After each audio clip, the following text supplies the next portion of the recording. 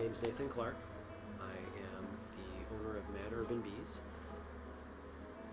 Got started in beekeeping because of my uncle, actually my wife's uncle.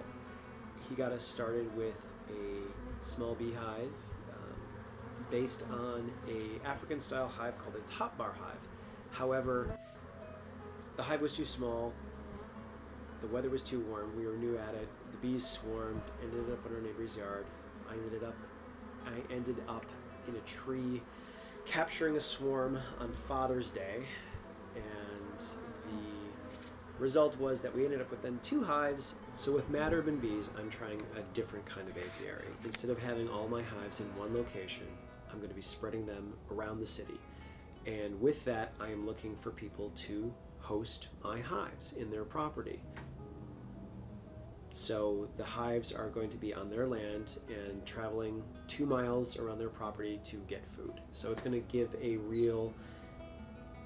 So by spreading things out, I'm not concentrating the bees in one area, so they're not going to be competing for food as much. So it's really going to allow the bees to get the best of kind of both worlds. They're going to be managed by a beekeeper, me, so that's going to be able to try to manage them as a whole unit, but also their location is going to allow them to be able to get the largest, widest variety of food, and also they're not going to be competing against as many hives in one area for food.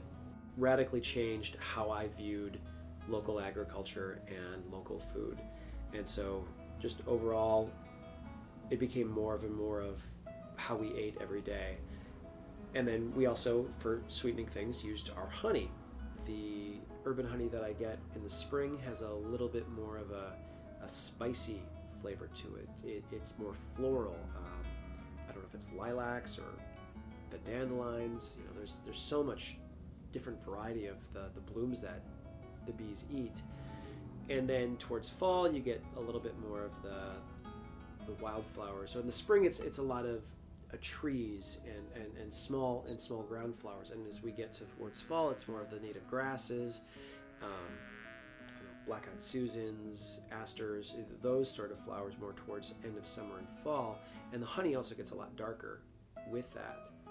So for me, one of the things I want to do with MadUrban Bees is actually showcase that seasonality, actually be able to say, hey, this honey was bottled at this date. So far, I've been selling my honey mostly through just me.